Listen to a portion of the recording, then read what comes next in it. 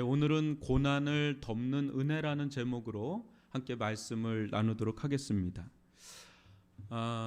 고통 총량의 법칙이란 말을 한 번쯤은 들어보셨을 겁니다. 인간으로 태어난 이상 고통 없이 살 수 없다는 이야기입니다. 우리 다들 고통 없이 살고 싶지만 어디 인생이 그렇게 만만한가요? 사람마다 고통의 질과 양이 같을 수는 없지요. 그러나 예도 없다는 말입니다. 모든 사람들이 저 사람은 참 부럽다. 저 사람은 근심 걱정이 없겠다. 얼마나 좋을까. 그런 분들 중에도 여러분 약 달고 사는 분들 꽤 많습니다.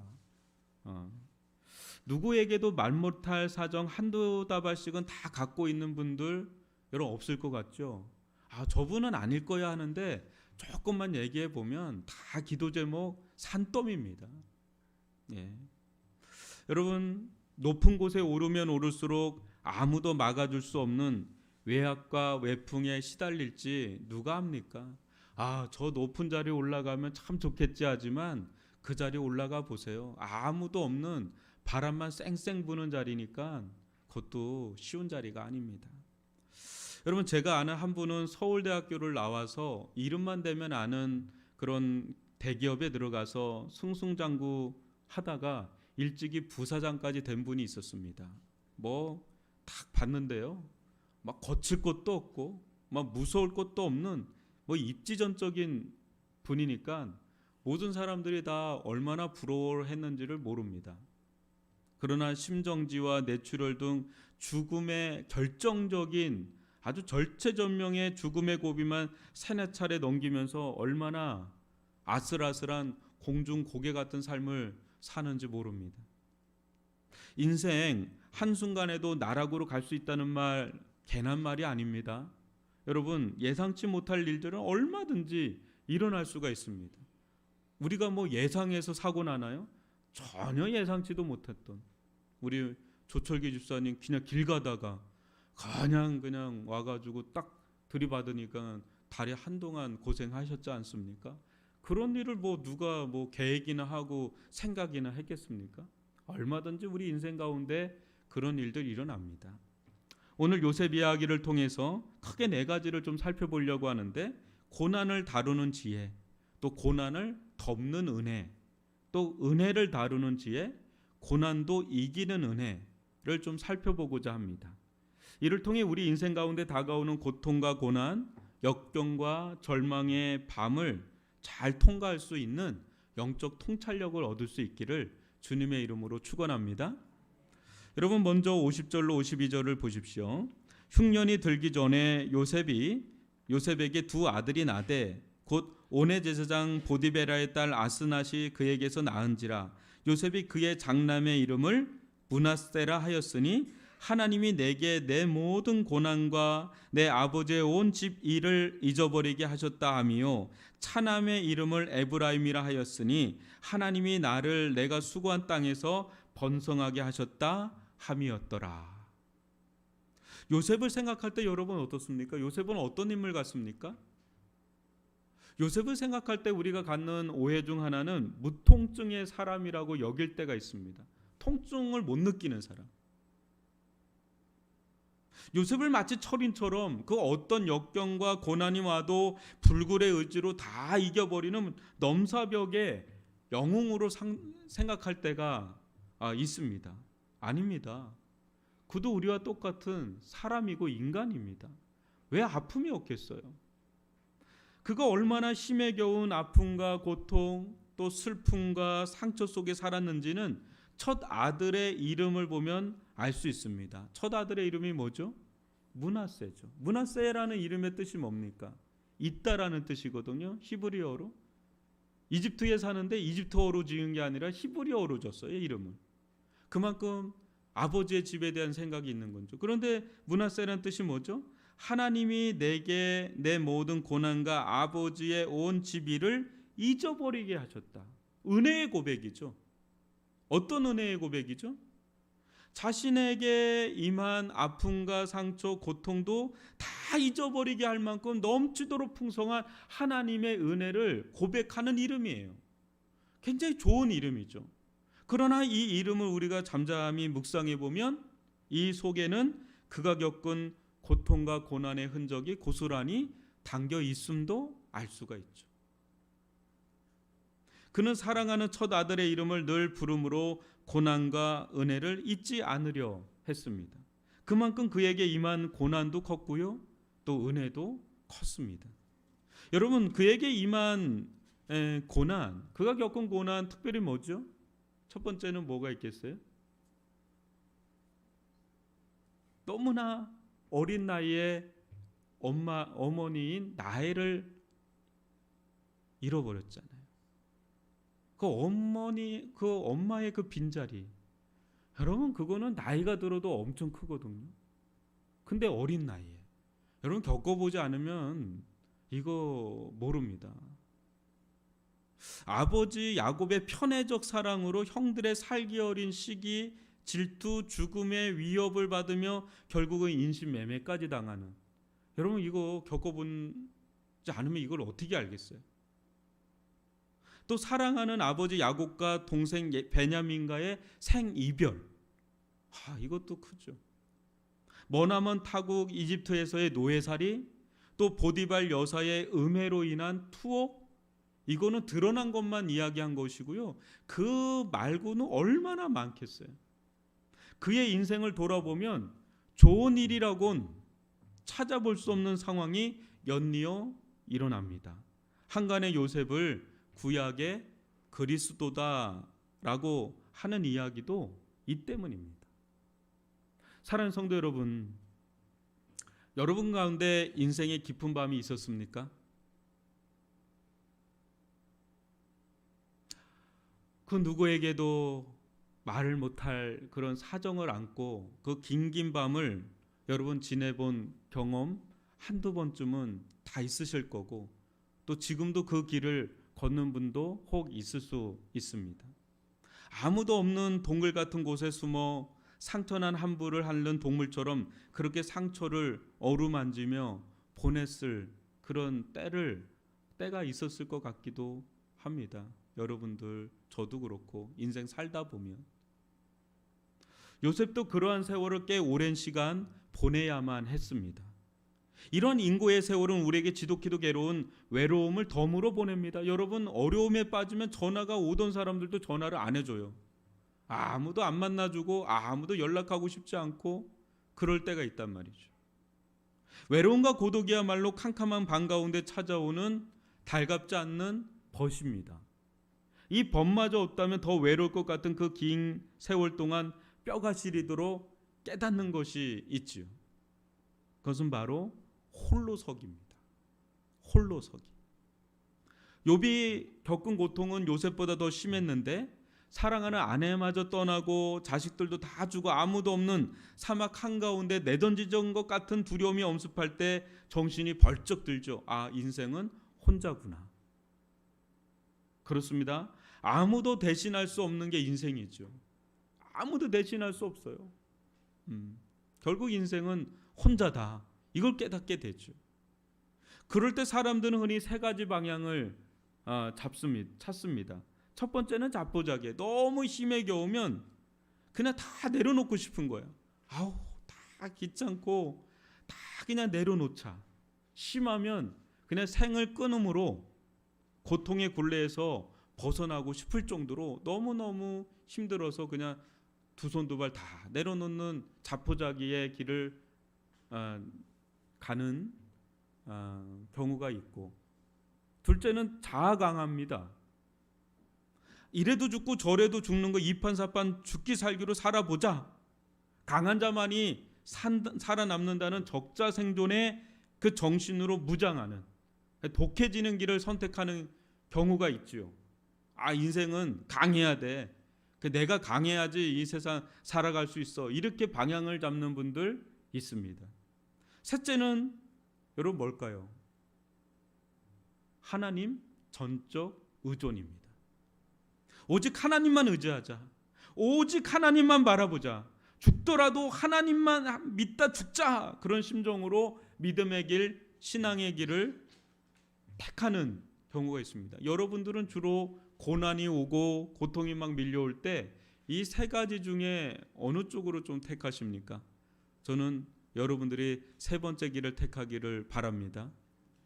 여러분, 요셉은 고난이 파도처럼 쓰나미처럼 불어닥치면 닥칠수록 오뚜기처럼 밀어나고 또 일어나 세 번째 방식의 길로 가고 또 갔던 겁니다. 이것이 그가 고난을 대하는 태도였고 지혜였습니다.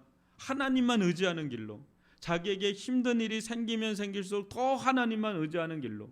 그때 하나님은 신기한 방식으로 은혜를 베풀어 주셨는데 그 방식이 이와 같습니다.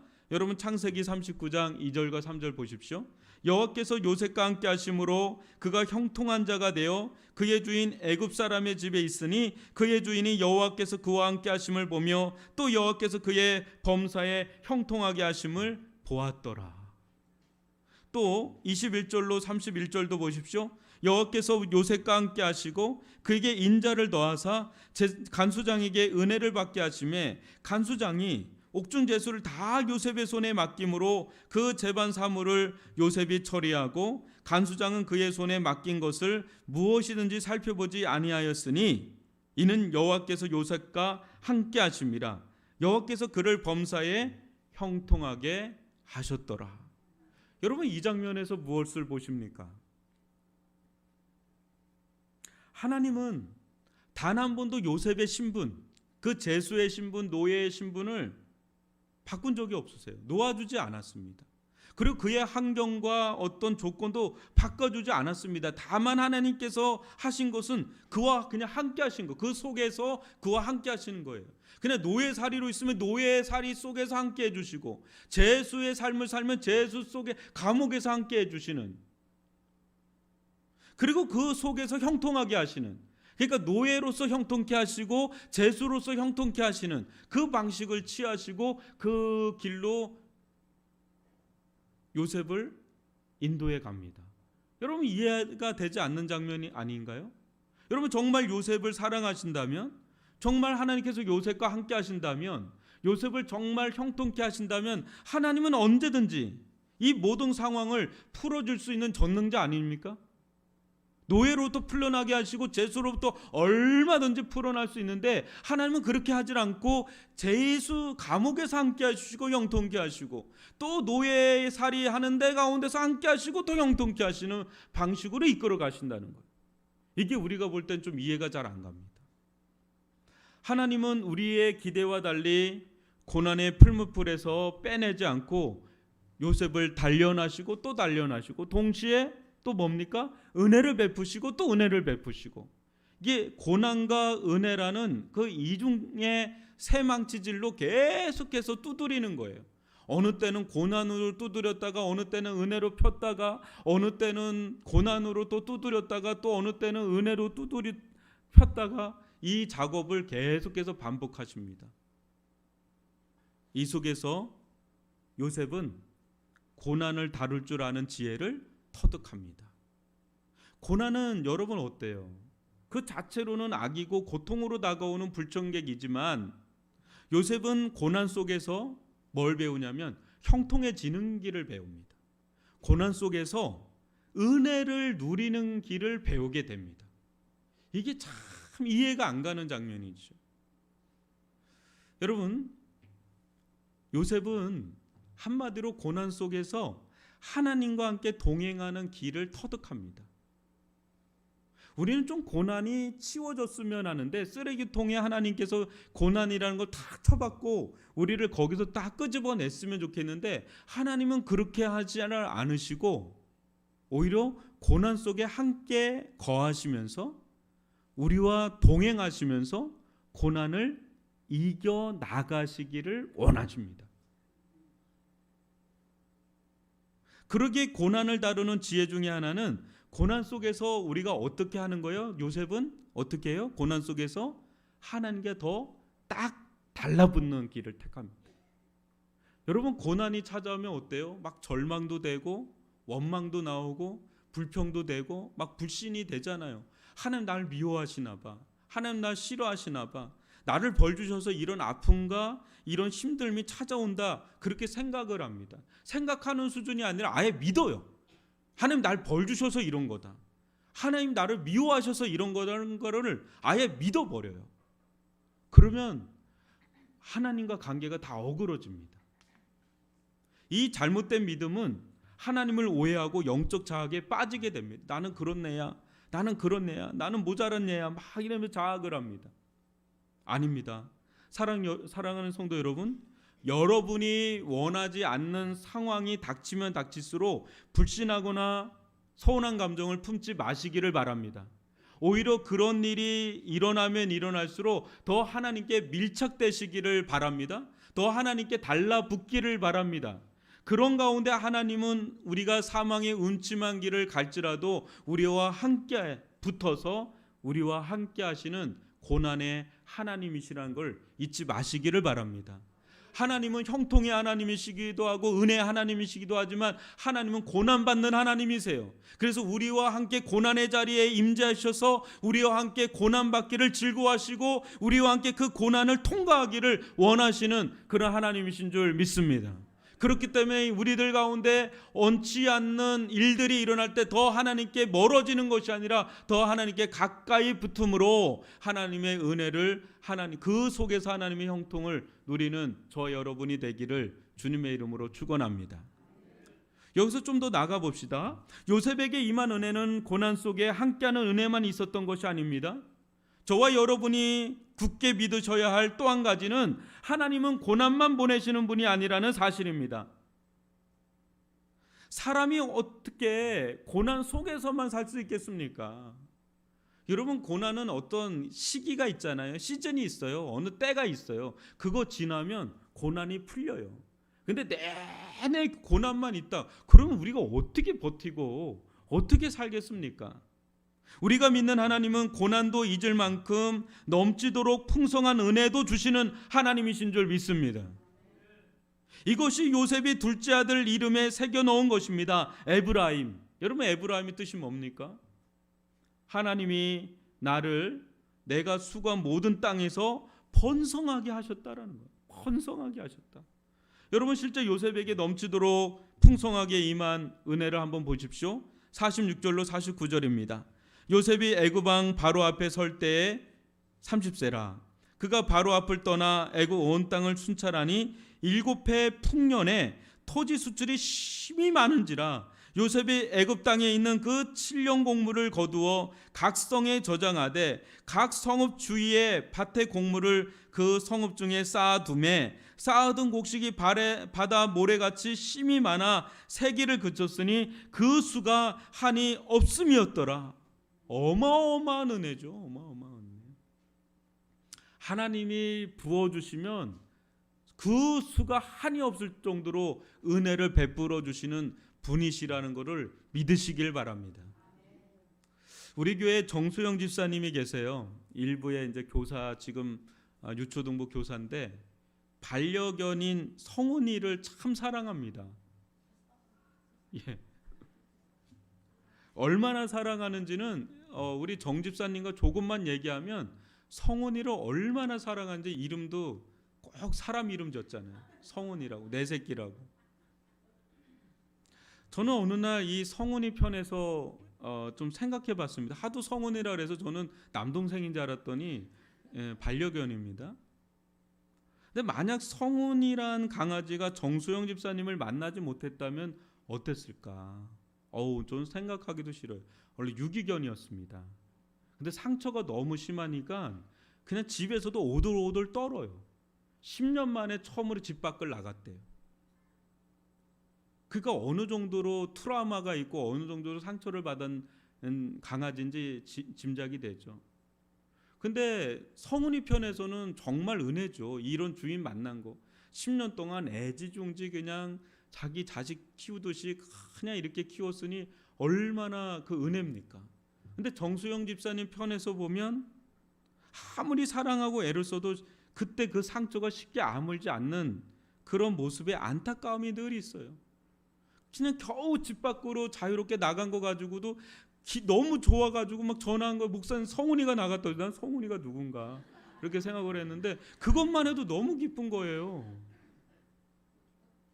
그러나 여러분, 절대 치유될 것 같지 않는 상처도 은혜가 임하면 언제 상처가 있나 싶을 정도로 아물고 치유되고 감쪽같이 사라집니다. 고통과 아픔, 상처와 슬픔, 이거 쉽게 해결 안 되죠. 그러나 그거보다 더 강한 것이 있으니 은혜 위에 은혜, 넘치는 은혜가 있는 줄 믿습니다. 한 인생에 깊이 패인 상처가 한 번 좋은 일 생겼다고 그게 다 치유됩니까? 아니죠. 육신의 상처는 그렇게 회복될지 모르지만 정신의 상처, 영적인 상처는요, 한 번 은혜 받았다고 그게 회복되는 것이 아니라 계속해서 은혜를 받고 또 은혜를 받고 지속적인 은혜를 받으면 정말 안 될 것 같고 치유가 안 될 것 같은 자들도 어느 순간에 영혼의 새살이 돋아나고 회복의 새살이 돋아나는 일들이 일어난단 말입니다.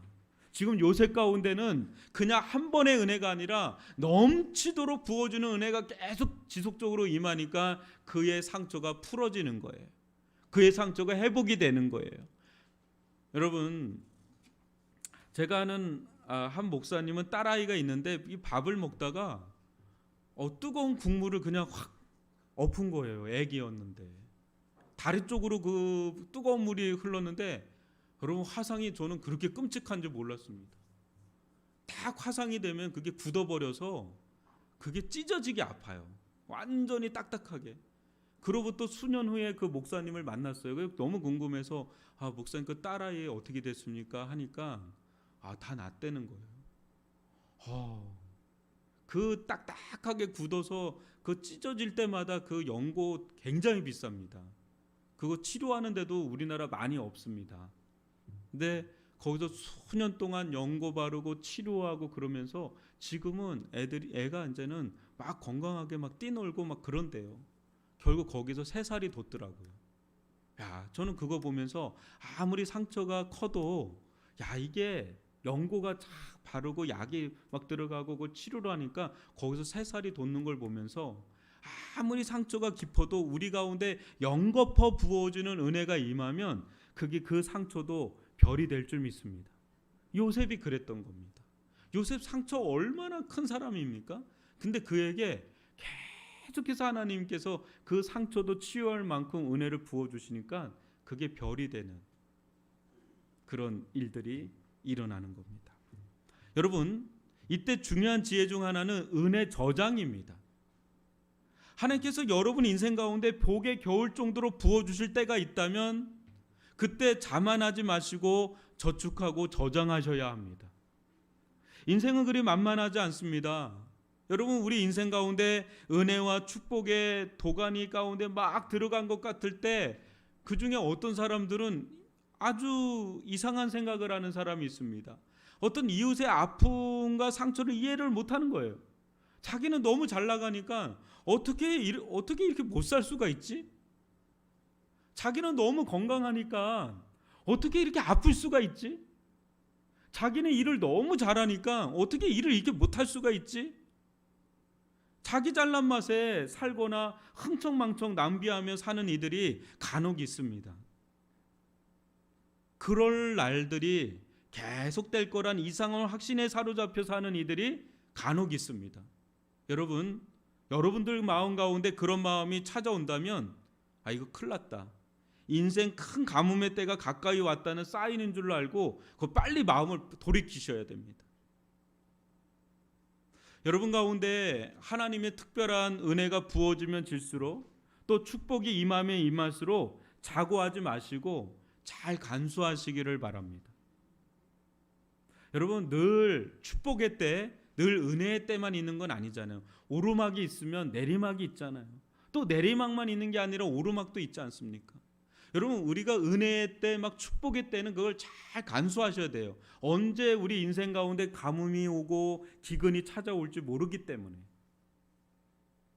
그래서 지혜로운 자는 헤프게 쓰거나 낭비하지 않습니다. 지혜로운 자는 인생의 곳간에, 영혼의 곳간에 잘 비축해 둡니다. 뭔가 있을 때. 그러다 결정적일 때 요긴하게 사용합니다. 그때 요셉의 창고는 7년 동안은 계속 비축합니다. 계속 저장합니다. 그 풍년이라고 막 해프게 쓰는 게 아니라 계속 비축했다가 기근의 때가 됐을 때 요셉의 창고는 보물 창고가 됩니다. 빛나는 거죠. 더 위기의 때 더 빛나는 거죠. 여러분, 하나님의 은혜를 풍성히 받은 지혜로운 자는 교회나 이웃이 필요로 할 때 결정적인 도움의 손길을 내어줍니다. 그때 그는 더욱더 풍성한 은혜의 강가로 들어가게 됩니다. 그게 바로 요셉이에요. 요셉이 그때 창고를 막 풀거든요. 7년 흉년 때. 그때 다 땅을 다 사들여요. 그래서 이집트라는 대제국이 형성되는 기틀을 마련한 사람이 바로 요셉입니다. 여러분, 한 번 더 생각해 볼까요? 저장은 저장이 목적이 아니라 잘 쓰기 위함이 목적인데 한번 보십시오. 53절로 57절입니다. 애굽 땅에 7해 풍년이 그치고 요셉의 말과 같이 7해 흉년이 들기 시작하며 각국에는 기근이 있으나 애굽 온 땅에는 먹을 것이 있더니 애굽 온 땅이 굶주림에 백성이 바로에게 부르짖어 양식을 구하는지라. 바로가 애굽 모든 백성에게 이르되 요셉에게 가서 그가 너에게 이르는 대로 하라 하니라. 온 지면에 기근이 있음에 요셉이 모든 창고를 열고 애굽 백성에게 팔세 애굽 땅에 기근이 심하며 각국 백성도 양식을 사려고 애굽으로 돌아와 요셉에게 이르렀으니 기근이 온 세상에 심함이었더라. 여러분, 이 장면에서 뭘 봅니까? 온 세상이 나 죽겠다 이렇게 아우성을 칠 때 먼저 고난을 받고 또 먼저 고난을 통과하고 먼저 고난을 잘 다스리다가 은혜로 덮고 은혜로 이겨본 경험이 있는 요셉은 이제는 자신을 넘어서요, 가족을 넘어서서 어디를 구하죠? 나라를 구합니다. 나라를 구하는 수준이 아니죠. 이제는 어디까지 구해요? 온 세상까지 구원하는 구원자로 등극합니다. 은혜는 그저 넘치도록 받을 때 빛을 발하는 것이 아니라 고난에 처한 이들을 도울 때 비로소 제값을 하기 시작합니다. 여러분들 가운데 어떤 축복을 받고 어떤 은혜를 받는다 그럴 때 그때 빛을 발하는 게 아니라 그러한 상황 속에서 어떠한 어려움을 처리를 해줄 때 그때 더 빛을 발합니다. 이것을 은혜의 사명성이라고 부릅니다. 여러분, 은혜를 받았다는, 하나님께서 여러분에게 은혜를 주셨다는 것, 여러분에게 축복을 주셨다는 것은 여러분이 잘 되라는 것도 있지만 여러분들에게 어떤 일을 준 겁니다. 임무를 준 겁니다. 당신을 통해서 이웃이, 가족이 살아나기를 원하고, 당신을 통해서 이웃이 살아나기를 원하고, 당신을 통해서 이 나라와 또 다른 민족까지도 살아나기를 원하는 하나님의 기대와 원함이 그 속에 있다라는 거예요. 그래서 여러분들 가운데, 우리들 가운데 주신 하나님의 선물인 이 은혜에는 하나님의 계획이 있고 하나님의 뜻이 있고 하나님의 일이 그 속에 있습니다. 저는 여러분에게 주신 하나님의 은혜는 보이지 않는 자본입니다. 이 자본이 있을 때 우리가 생각해야 할 것은 이것을 어디에 써야 잘 쓰는 것일까라는 걸 고민해 봐야 됩니다. 그 받는 것도 중요하지만 쓰는 건 더 중요해요. 여러분, 우리가 생각할 때 뭘 생각해야 하냐면 최악의 상황을 생각해야 돼요. 최악의 상황을 염두에 두고 내가 어떻게 준비해야 되는가가 매우 중요한데, 오늘날 많은 사람들은 굉장히 근시안적인 눈을 가지고 살아갑니다. 정말 중요한 것을 놓치고 보질 못합니다. 여러분, 그게 뭘까요? 오늘날 우리가 잃어버린 세계가 있어요. 그게 뭘까요, 여러분? 종말의 세계입니다. 오늘날 사람들은 현세적이고 찰나적인 인생을 살아갑니다. 이 세상이 다라고 생각합니다. 그래서 이 세상에서 성공하고 이 세상에서 잘 나가면 나는 축복받은 자라고 생각을 하고, 또 반면에 이 세상에서 망하면 다 망한 것처럼 생각을 합니다. 여러분, 우리가 사람들하고 이야기하는 이야기 주제를 한번 생각해 보세요.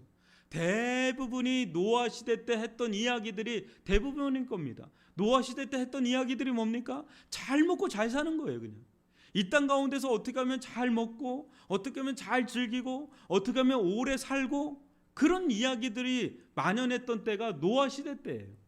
여러분, 물론 그런 이야기들이 아예 필요 없다는 얘기가 아니라, 또 여러분들이 아예 신앙에 관심이 없다는 이야기가 아니라, 정말 우리가 관심을 가져야 될 게 뭐냐, 뭘 준비해야 되느냐, 종말의 때를 준비해야 돼요. 여러분, 지금 한번 제가 질문을 해보겠습니다. 이 자리에 나는 지금 죽어도 여한이 없다, 손 들어보세요. 한번. 나는 지금 진짜 죽어도 난 여한이 없다, 손 들어보세요. 아, 대단하신 분입니다. 진짜 대단하신 분입니다. 존경합니다. 여러분, 진짜 은혜 받은 신앙을 갖고 있는 사람 지금 죽어도 여한이 없습니다. 이게 진짜예요. 그러니까 여러분, 여러분의 영혼이 안녕한가, 여러분의 영혼이 평안한가, 또 정말 신랑 되신 예수님을 맞을 기름이 내가 준비되어 있는가, 그걸 한번 여러분 준비하셔야 된다고요. 우리들 가운데 아직 건강이 있습니다. 우리들 가운데 아직 시간이 있단 말이에요. 우리들 가운데 또 교회라는 곳이 있어서 여러분들에게 계속해서 은혜가 공급되는 자리가 있어요. 기회가 계속해서 주어지는 이때에, 근데 계속 이런 때가 계속 있을 거라고 생각하지 않으실 겁니다. 언젠가는 인생의 가뭄이 옵니다. 언젠가는 인생의 기근의 때가 옵니다. 봄, 여름, 가을, 겨울, 이제 겨울이 왔지요. 항상 내가 봄인 게 아니에요. 항상 여름인 것도 아닙니다. 언젠가는 우리는 겨울의 끝자락을 맞이할 때가 있단 말이에요. 근데 지금 시간이 있죠. 기회가 있죠. 이때 우리는 뭐 해야 됩니까? 준비해야 되는 줄 믿습니다. 저장해야 되는 줄 믿습니다. 오늘날 우리가 저장해야 될, 준비해야 될 것은 뭡니까? 저는 신앙의 알곡이라고 생각합니다. 가라지 신앙 말고요, 알곡 신앙이요. 알곡 신앙. 나는 정말 알곡 신자인가? 나는 정말 가라지 신자인가? 한번 돌아봐야 됩니다. 여러분, 우리가 코로나를 한번 겪으면서 뭘 깨달았죠? 그때 떨어져 나갈 사람들 떨어져 나가고 붙어 있는 사람 붙어 있었죠. 그랬다가 물론 회복돼서 온 사람들 있지만 상당 부분 회복이 안 됐습니다. 한 20-30%는 회복이 안 됐습니다. 그걸로 뭐 신앙을 판단하기는 어렵지만, 여러분, 우리가 이 땅을 살아가면서 정말 필요한 게 뭔가를 생각을 해야 됩니다. 여러분, 우리나라도 그렇고 교회도 그렇고 어쩔 수 없이 저는 흉년기로 들어갔다고 봅니다. 왜냐하면 인구 절벽 시대로 이미 들어갔기 때문에. 여러분, 인구 절벽이라는 것이 하루아침에 시작이 안 됐다면 하루아침에도 회복이 안 돼요. 어쩔 수 없이 교회도 점점 쇠락세로 흘러가고 나라도 점점 아래로 꺼질 수밖에 없습니다. 지금 우리나라가 그런 처지에 놓여 있단 말이에요. 이러한 때 우리 신앙도 마찬가지고 우리 자녀들에게도 마찬가지고 무엇을 가져다 줄 수 있을까요? 무엇을 줄 수 있을까요? 여러분, 우리가 자녀들에게 줄 수 있는 최고의 유산은 다른 것보다도 신앙의 알곡입니다. 알곡 신앙입니다. 수의 적고 많음을 떠나서 우리들이 가야 될 길, 여러분, 알곡 신앙이라는 게 뭐죠? 알곡 신앙은 신앙으로 빚어진 아름답고 성숙한 인격과 삶이에요. 내 자신이 신앙과 인격과 삶이 정말 하나님 보시기에 알곡 같은 자로 빚어지고 있다면 그것이 자녀들에게 흘러갈 것이고 그것이 교회의 건강한 밑거름이 될 겁니다. 교회의 수가 많고 적음은 중요한 게 아닙니다. 건물이 좋고 많음도 중요한 게 아니에요. 또 물질도 있으면 다 중요하죠. 다 필요하죠. 그런데 사람이 교회입니다. 사람이 좋아야 교회도 좋아집니다.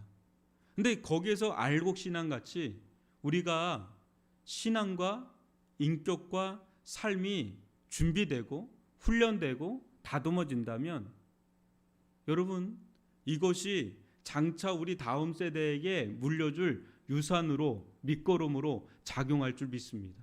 그래서 저는 이 시대 우리가 해야 될 것은 뭐 교회를 크게 세우자, 그건 하나님의 영역입니다. 그거보다도 내 자신과 우리 자녀와 우리 교회가 알곡 교회로 됐으면 좋겠다. 그래서 양육받고 훈련받아야 된다 이거죠. 여러분, 이 예배만으로 여러분의 신앙이 다 준비가 될까요? 될까요, 여러분? 물론 예배는 매우 중요한 겁니다. 제일 중요합니다. 그러나 또 다르게 양육을 받고 훈련을 받을 때 우리의 신앙이 점검이 되고 우리의 신앙이 다듬어지고 또 우리의 신앙이 성숙해지는 그런 길로 가게 될 줄 믿습니다. 여러분, 우리의 시간이 그리 많이 남은 것 같지만 그렇게 많이 남은 것도 아닌, 또 우리 인생 가운데 예기치 못한 일이 또 일어날지 어찌 알겠습니까? 이러한 때 여러분, 기회가 있을 때마다 여러분의 신앙이라고 하는 그 저장고에 신앙의 알곡들을 하나 둘 자꾸 채워놓을 수 있기를 바랍니다. 그렇게 채워놓다 보면 굉장히 위기의 때가 옵니다. 인생 가운데 굉장히 인생의 가뭄과 같은 그런 때가 올 때 빛을 발하고 그걸 뚫고 나가는 저력이 거기서 생기는 줄 믿습니다.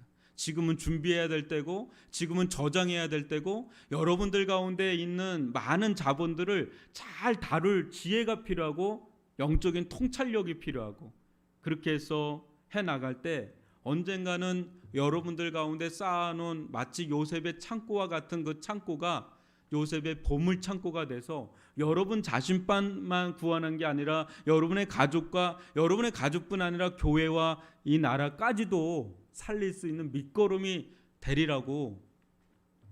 되지 말라는 법이 있습니까? 지금은 철저하게